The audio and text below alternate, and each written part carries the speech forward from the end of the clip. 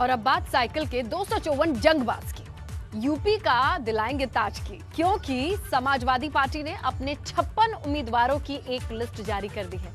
इस लिस्ट में समाजवादी पार्टी ने भाजपा, बसपा और कांग्रेस छोड़कर आने वालों को टिकट दिया है। इसके साथ ही सपा ने अपने कई दिग्गजों पर दांव खेला है। समाजवादी पार्टी ने इस बार जातिगत समीकरण को साधते हुए अपने उम्मीदवारों को टिकट दिया है। लेकिन सवाल बड़ा ये है ना कि क्या सपा के ये जंगबाज अखिलेश को लखनऊ का ताज दिला पाएंगे?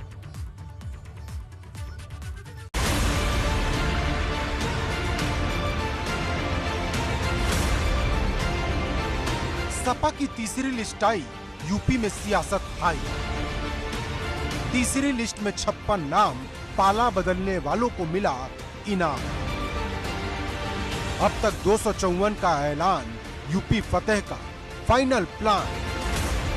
यूपी में जीत का परचम लहराने के लिए समाजवादी पार्टी ने अपनी तीसरी लिस्ट जारी कर दी है। तीसरी लिस्ट में समाजवादी पार्टी ने 56 उम्मीदवारों के नाम का ऐलान किया, जिसमें सपा ने पाला बदलकर आए नेताओं को टिकट दिया। लालजी वर्मा को अंबेडकर नगर की कटेहरी से टिकट दिया गया, जबकि अकबरपुर से राम अचल राजभर, गोरखपुर की चिल्लूपार से विनय शंकर तिवारी, मऊ की घोसी से दारा सिंह चौहान को टिकट दिया गया है। इसके साथ ही समाजवादी पार्टी ने अपने दिग्गजों पर भी दांव खेला है। सिद्धार्थनगर की इटवा सीट से माता प्रसाद पांडे प्रत्याशी हैं और आजमगढ़ की फूलपुर पवई से रमाकांत यादव मैदान में हैं। वहीं बलिया की बांसडीह से राम गोविंद चौधरी को मैदान में उतारा गया है। मतलब अब तक समाजवादी पार्टी 254 सीटों पर अपने जिन उम्मीदवारों का ऐलान कर चुकी है, उसमें कई दिग्गज नेता हैं। इनमें से 41 सीटों पर मुस्लिम और 29 पर यादव उम्मीदवारों को टिकट दिया गया है, लेकिन सबसे ज्यादा भरोसा ओबीसी वर्ग पर दिखाया गया। दरअसल अखिलेश यादव की कोशिश यूपी की चुनावी लड़ाई को अगड़ा बनाम पिछड़ा बनाने की है। इसके जरिए अखिलेश मंडल कमंडल की राजनीति कर रहे हैं। वो कई बार कई मंचों से जातीय जनगणना की बात कह चुके हैं, जिसका सीधा मतलब है कि जिसकी जितनी हिस्सेदारी उसकी उतनी दावेदारी, और सीट बंटवारे में वो इसकी झलक भी लगातार दिखा रहे हैं। इसलिए समाजवादी पार्टी ने तय किया है कि दिल्ली सरकार अगर जनगणना नहीं करती है जातियों की, तो समाजवादी सरकार आएगी तो जातियों की जनगणना 3 महीने में कर करके दिखा देगी